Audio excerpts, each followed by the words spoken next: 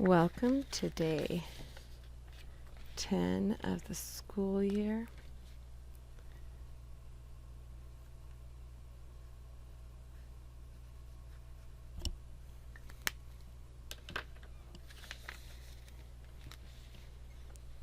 Okay, let's go ahead and write our beginning fraction.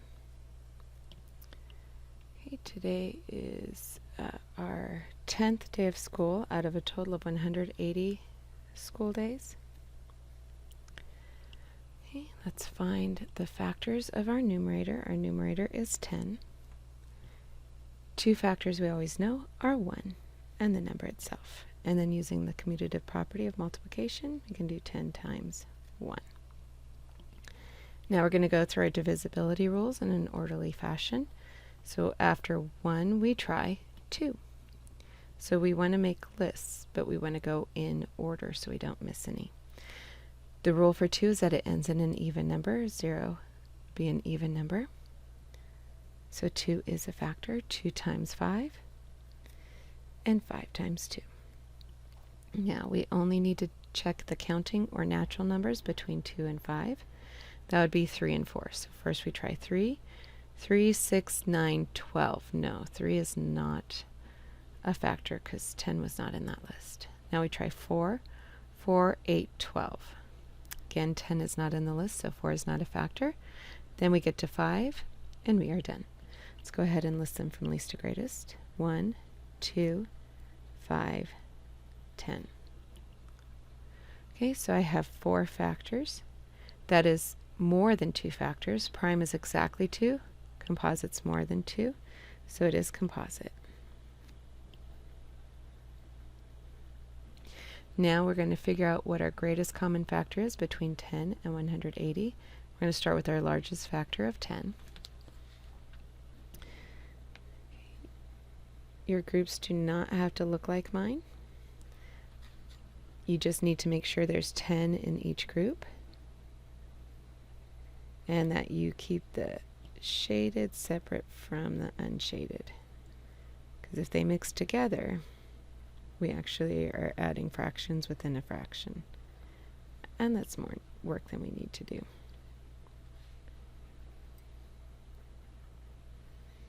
Okay. I know that each row contains 10 squares, so it makes it a little easier to make my groups.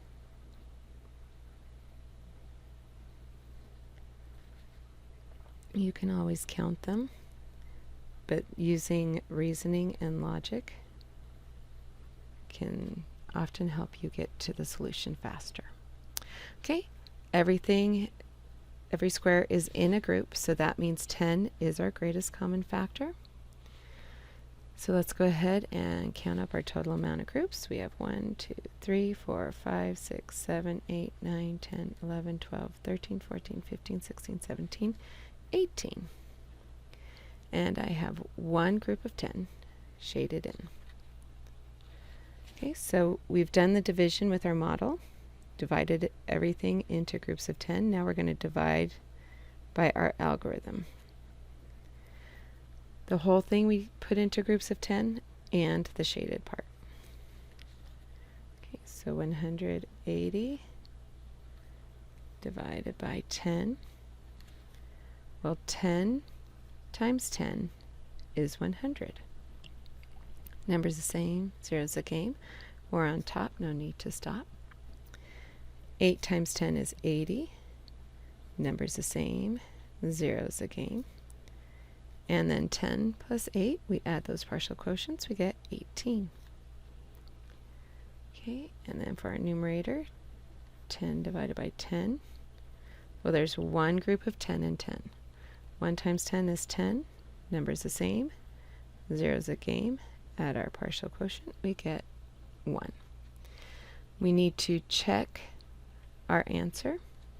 We do that using our inverse operations. So that's the divisor times the quotient plus the remainder. Since our remainder is 0, we don't need to add it because the identity property of addition says it's going to stay the same. Same over here with this 0.